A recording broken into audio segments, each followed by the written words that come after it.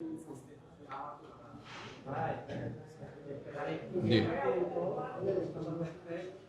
জি আসসালামু আলাইকুম।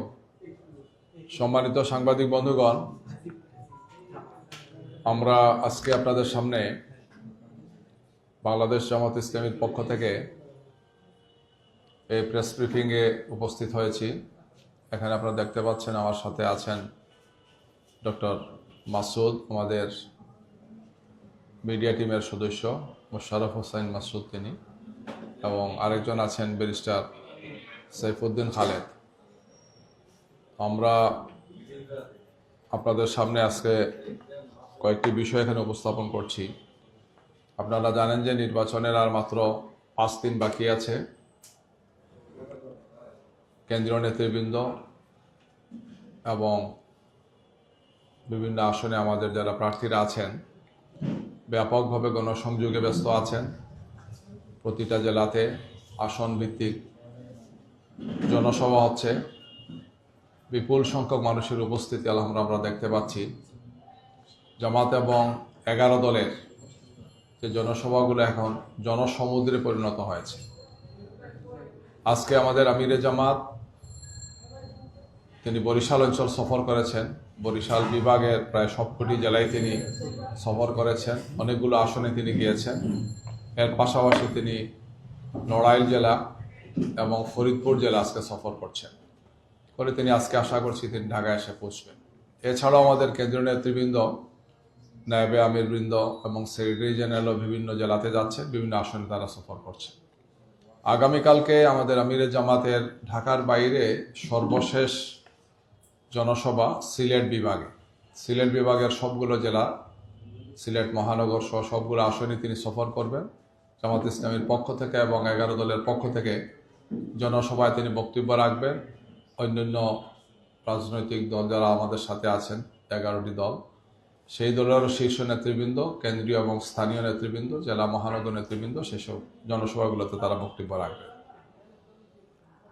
আমাদের পরিসংখ্যান অনুযায়ী আমাদের আমিরে জামাতের পক্ষ থেকে এখন পর্যন্ত তিনি আজকে পর্যন্ত 37টি জেলায় 57টি জনসভায় তিনি বক্তব্য রেখেছেন।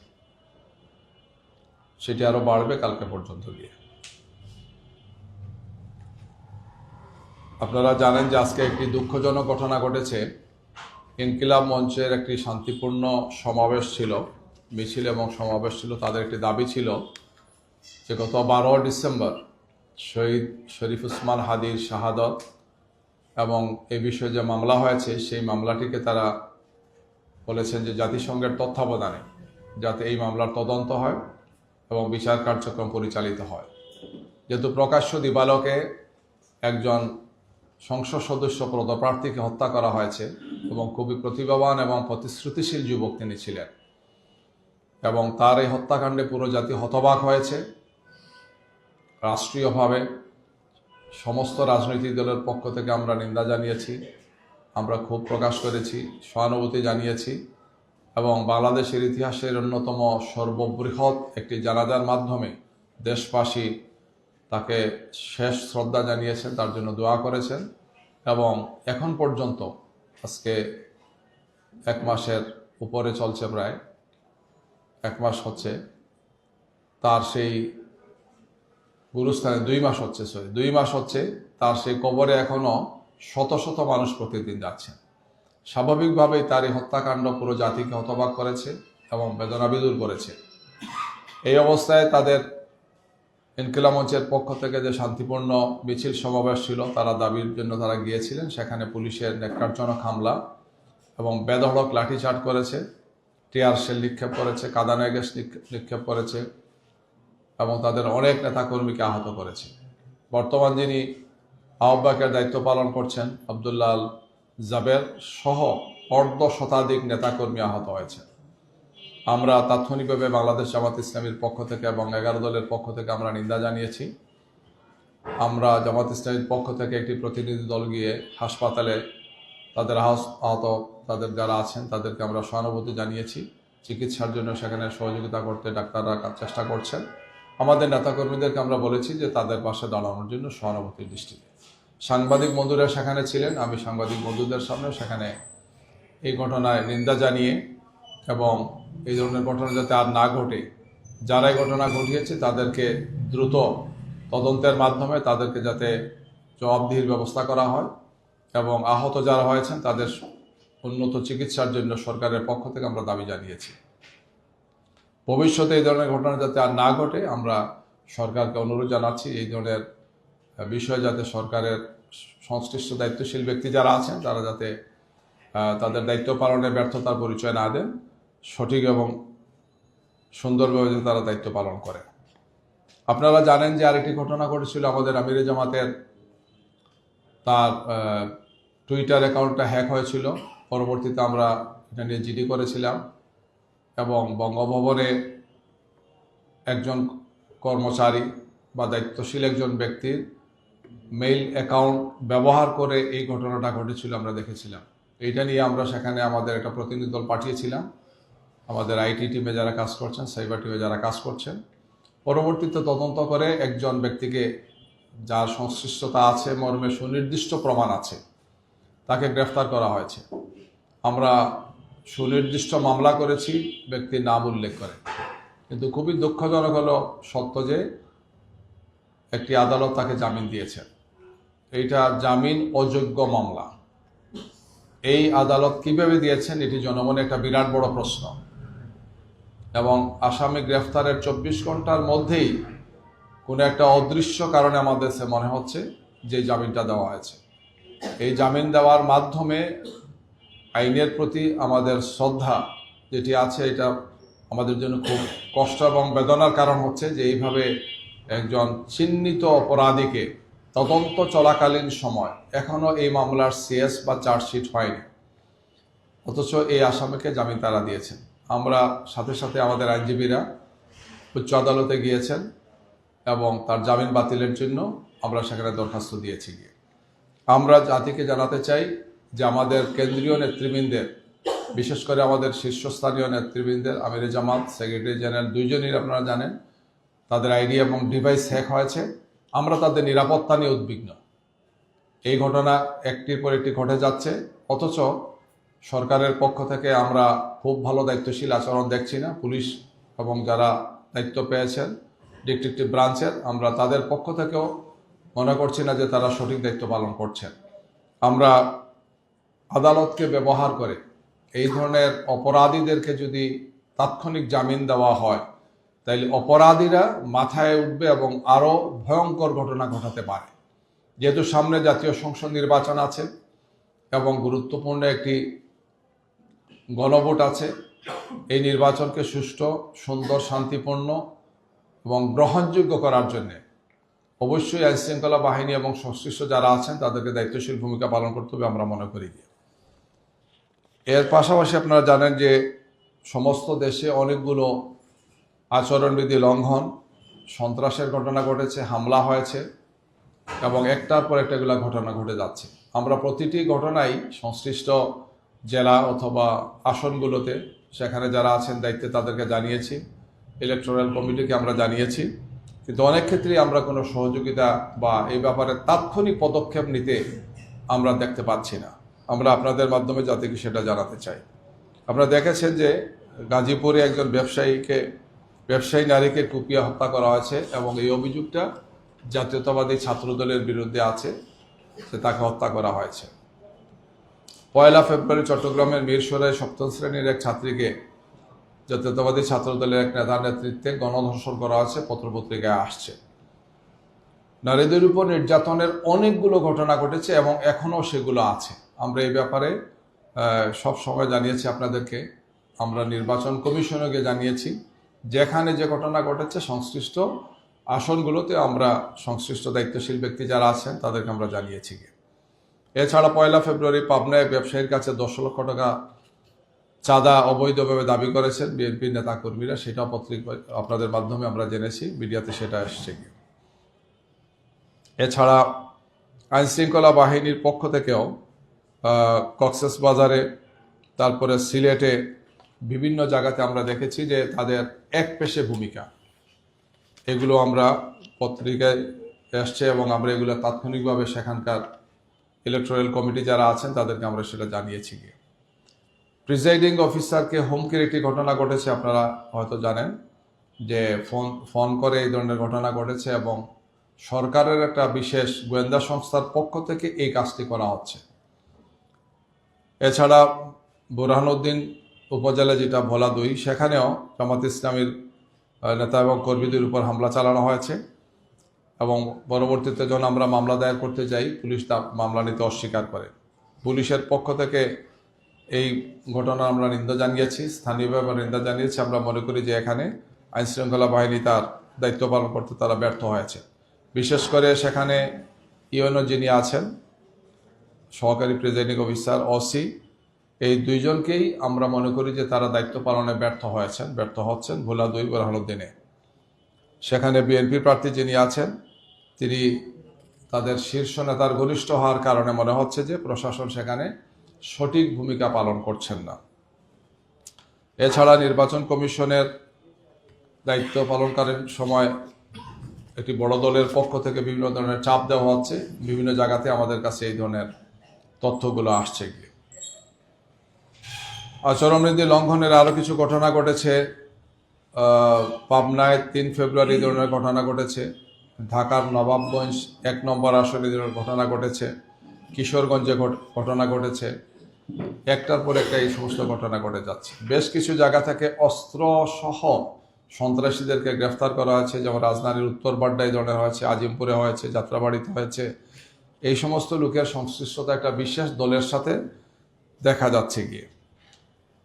এছাড়াও আশুলিয়াতেও দেশীয় অস্ত্র সহ যুবদলের নেতা গ্রেফতার হয়েছেন। লক্ষ্মীপুরে বিদেশি অস্ত্র এবং বিপুল পরিমাণে গোলাবারুদ সহ যুবদল নেতাকে গ্রেফতারের তথ্য আমরা পেয়েছি আপনাদের মাধ্যমে। এছাড়া সেনাবাহিনীর অভিযানেও বিভিন্ন জায়গা থেকে এই ধরনের ঘটনা ঘটেছে। বিশেষ করে অস্ত্র, গোলাবারুদ এবং মাদক সহ জাতীয়তাবাদী মহিলা দলের গুলশান থানার যুগ্ম আহ্বায়ক এবং শরীয়তপুর জেলার ছাত্রদলের সাবেক যুগ্ম ইলোরা হাওলাদারকে গ্রেফতার করা হয়েছে। যদিও এই ব্যাপারে একটি মিডিয়া আমাদের নাম দিয়েছে, কিন্তু আসলে তার পরিচয়টা আমরা যেটা দিলাম সেটাই, যে জাতীয়তাবাদী ছাত্র দলের সে যুগ্ম আহ্বায়ক ছিল ইলোরাজে, আমাদের সাথে তার কোনো সম্পৃক্ততা নেই। ডাকাতির চেষ্টাকালে এই ধরনের ঘটনা ঘটেছে, যাদেরকে পুলিশ গ্রেফতার করেছে। এছাড়াও মোমেরশাহীর গফরগাঁও উপজেলাতেও ছাত্র দলের আহ্বায়ক মুক্তার হোসেন তার বাড়ি থেকে অস্ত্রসহ আরও 3 জনকে গ্রেফতার করেছে সেখানে। এইভাবে একের পর এক ঘটনা ঘটে যাচ্ছে। ছাত্রলীগ নেতার বাড়ি থেকে অস্ত্র এবং মাদক সহ সেখানে স্বেচ্ছাসেবক দলের আহ্বায়ককে গ্রেফতার করা হয়েছে। এছাড়াও লক্ষ্মীপুরে যৌথ অভিযান চলাকালে ওয়ারেন্টভুক্ত আসামি যারা ছাত্র দলের সন্ত্রাসী হিসেবে পরিচিত, তাদেরকে গ্রেফতার করা হয়েছে। বরিশাল 4 নম্বর আসনে যেটা, সেখানে অস্ত্রদল সহ যুবদল নেতাকে গ্রেফতার করেছে। তথ্যগুলো আছে আমাদের কাছে, সবগুলোই রেকর্ডগুলো আছে। এছাড়াও শালিখা মাগুরাতে যুবদলের 2 জন যারা 2 ভাই, তাদেরকে গ্রেফতার করেছে অস্ত্র সহ। পত্রিকা আছে আমাদের কাছে, সব তথ্যগুলো এখানে আছে। গাইবান্ধার ফুলছড়ি উপজেলায় পুলিশ এবং সেনাবাহিনীর যৌথ অভিযানে দেশীয় অস্ত্র সহ বিএনপির এক নেতাকে গ্রেফতার করা হয়েছে। এই তথ্য আপনাদের কাছে আপনাদের মাধ্যমে আমরা জেনেছি। ফরিদপুরের যৌথ বাহিনীর অভিযানে আগ্নেয়াস্ত্র এবং গুলি সহ যুবদল নেতাকে গ্রেফতার করা হয়েছে। এভাবে একের পর এক বিভিন্ন জায়গাতে পুরো দেশে আমরা নিয়মিত এই সমস্ত তথ্যগুলো সংগ্রহ করি সংবাদপত্রের মাধ্যমে। আমাদের সেখানকার সাংগঠনিক প্রক্রিয়া আমরা এই তথ্যগুলো সংগ্রহ করেছি। নারীদের উপর হামলা এখনো থামে নাই। আমাদের বিভিন্ন জায়গাতে নারী কর্মীরা নির্বাচনী কাজ করতে গিয়ে হামলার শিকার হচ্ছেন, হুমকির শিকার হচ্ছেন। দেখে নেওয়া হবে, তোমরা করতে বের হয়েছো কেন, এই ধরনের একের পর এক হুমকি দিচ্ছেন। এবং ভালুকায় নির্বাচনী প্রচার চলাকালে বিশেষ করে এই গত 5 ফেব্রুয়ারি ঘটেছে, অর্থাৎ গতকালকে ঘটেছে, নারীদের উপর বিএনপি নেতাকর্মীরা হামলা চালিয়েছে, যেটা ভিডিও সহ সবকিছু পত্রপত্রিকায় এসেছে। আমরা এই ব্যাপারে খুবই উদ্বিগ্ন যে যেখানে নারীদের নিরাপত্তা দেওয়া সরকারের দায়িত্ব, রাষ্ট্রের দায়িত্ব, আমাদের সবার দায়িত্ব, সেখানে চিহ্নিত একটি দল তাদের সন্ত্রাসী এবং কোনো কোনো ক্ষেত্রে তাদের শীর্ষ নেতারাও আমাদের নারী কর্মীদেরকে নির্বাচনী কাজে বাধা দিচ্ছেন। এই ধরনের ঘটনা ঘটেছে লক্ষ্মীপুরে, খুলনায়, লক্ষ্মীপুরে 5 তারিখ, খুলনায় 5 তারিখ, এবং ঢাকা 19-এ 4 তারিখ, 3 তারিখ বিভিন্ন জায়গাতে একটার পর একটা ঘটনা ঘটেছে। কুমিল্লা, ময়মনসিংহ, বগুড়া, ভোলা, লক্ষ্মীপুর একাধিক ঘটনা ঘটেছে এক একটি এলাকাতে। বগুড়া, কুষ্টিয়া, মাগুরা, ঝালকাঠি, চট্টগ্রামের কক্সবাজারের টেকনাফ সহ আরও অনেকগুলো জায়গাতে, নোয়াখালীতে হয়েছে, চট্টগ্রামে, কক্সবাজার, এই ধরনের অনেকগুলো জায়গাতে, প্রায় 23টি জায়গাতে 23টি স্থানে নারীদের উপর হামলা, ভোটারদের উপর হামলা, জামাত নেতৃবৃন্দের উপর হামলা, নির্বাচন চলাকালীন সময় হুমকি দেওয়া, এগুলো একের পর এক ঘটনাগুলো ঘটে যাচ্ছে। আমরা মনে করি যে এক্ষেত্রে সবচেয়ে বড় দায়িত্ব হচ্ছে নির্বাচন কমিশনের, যেহেতু নির্বাচন কমিশনেরই দায়িত্ব হচ্ছে একটি সুষ্ঠু, সুন্দর, গ্রহণযোগ্য, শান্তিপূর্ণ নির্বাচন নিশ্চিত করা, লেভেল প্লেইং ফিল্ডটা নিশ্চিত করা।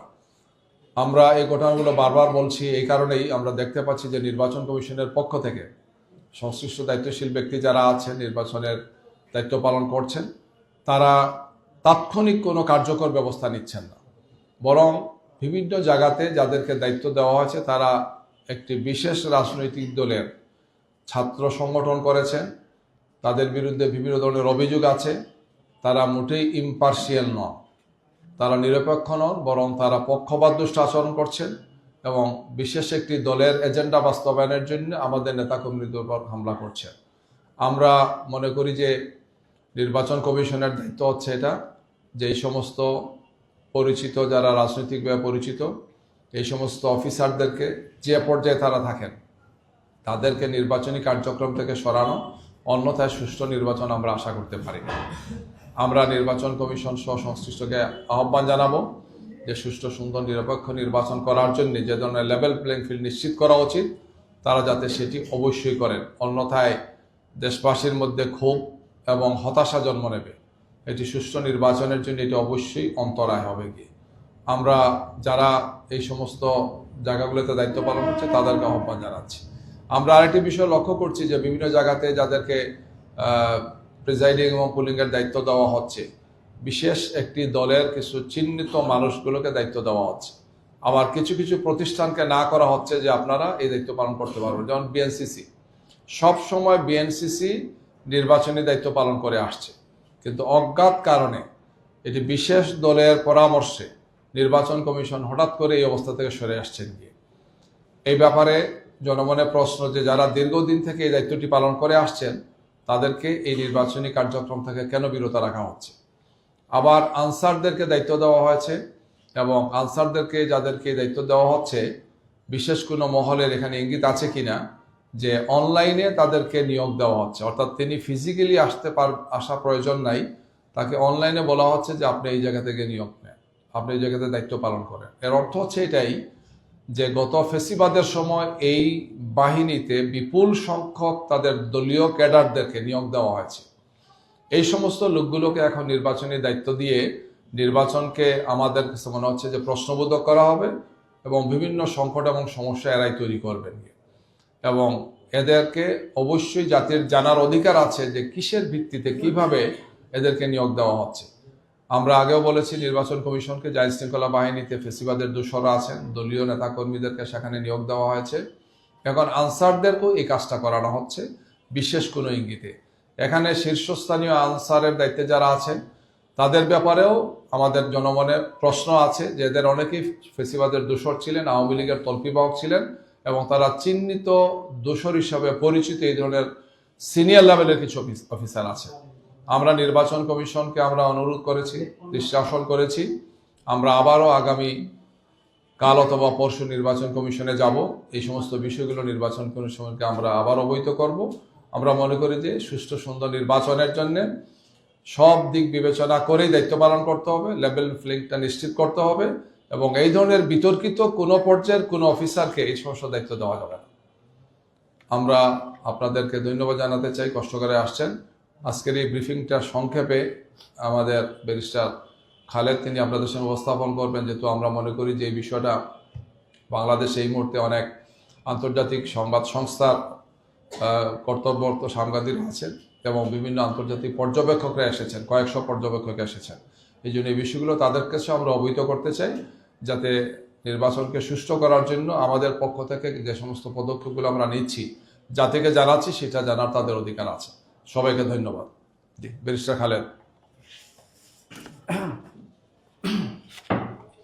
Thank you, Jibril Bhai.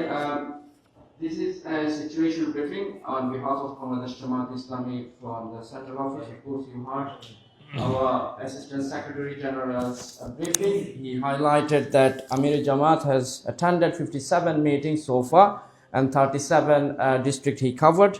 And tomorrow he is going to Habiganj, Kulaura and Sylhet, and this would be his last meetings outside Dhaka. And of course, you heard that we have expressed our deep concerns and condemnation against the attack on Abdullah Al-Jaber, Fatima Tasnim Juma, Shanta Akhtar and others today.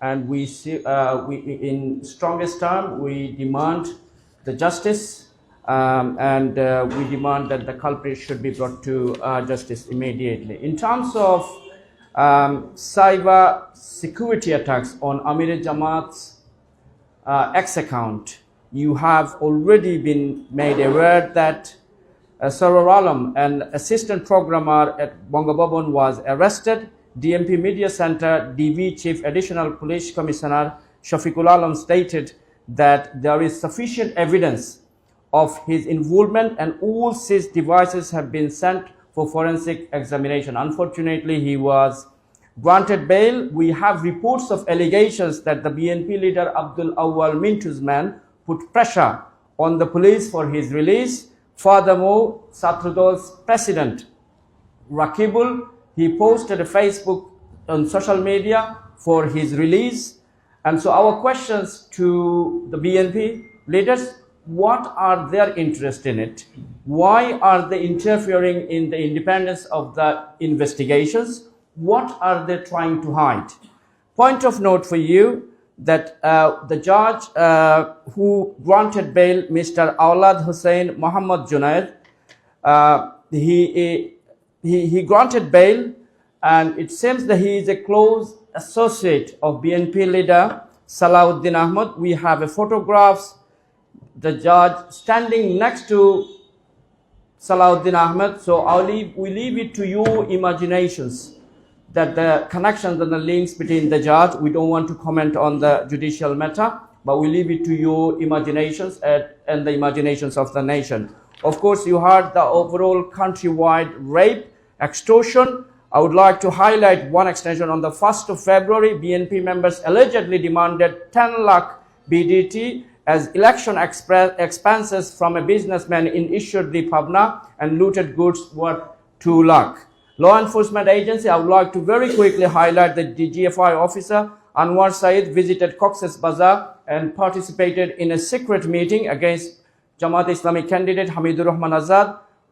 Point of note here that our candidate of Sylhet 1 received a call from someone pretending to be Lieutenant General Shahinul Haq, who is one of the most top ranking of officers in the Bangladesh Army, from a number 0088019127100755, and that was an intimidating call asking for confidential information, pretending to be Lieutenant General Shahinul Haq.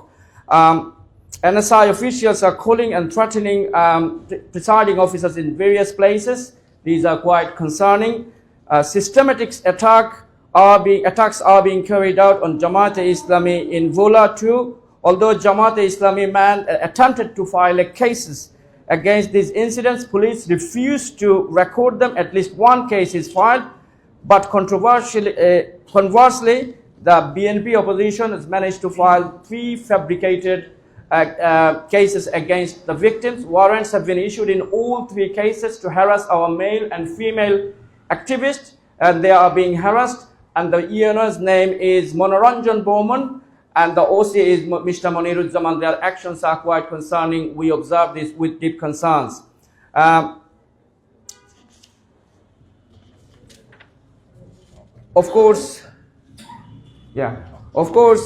you heard that arrests with weapons, there is an historical one. The most of those arrests were made and the culprits were involved with BNP, Satradol or Swechhasevak Dol, and these are under investigation, but these are the authentic reports. If you want, we can provide you with details. Finally, of course, you heard that there are numerous attacks and intimidation and the harassments on the women, and numerous incidents have been reported regarding the harassment of female activists of Jamaat Dilara Chaudhry, academic and political analyst and the former professor and the chair of the Department of Government and Politics at the Jahangirnagar University. She said the role of the Election Commission has become highly controversial. And you also heard on the 5th February, 3rd February, 4th of February in numerous places, the women, the female campaigners, generally the female members of the community have been subjected to harassment, intimidation and bullying by the members of the BNP and other organizations. So our message is very clear. This is a direct message to the members of the law enforcement agencies, political thugs, and the miserable culprits who are being involved or trying to or planning to get involved into the exploitation of the election process in the forms of election engineering or otherwise. We have information for you. We have mechanisms in place to identify you and your locations. We will report you to the law enforcement agencies to get to the full force of the law. The people of Bangladesh will not tolerate this. We will not tolerate this. This time, it is a different ball game. We are not asking for favors. We are asking for equal opportunities and fairness. I wish you all best of luck. Thank you for listening to me. Thank you. ধন্যবাদ আমাদের সংবাদ সম্মেলন বা press clipping আসার জন্য। আমরা এখানে শেষ করতে যাচ্ছি।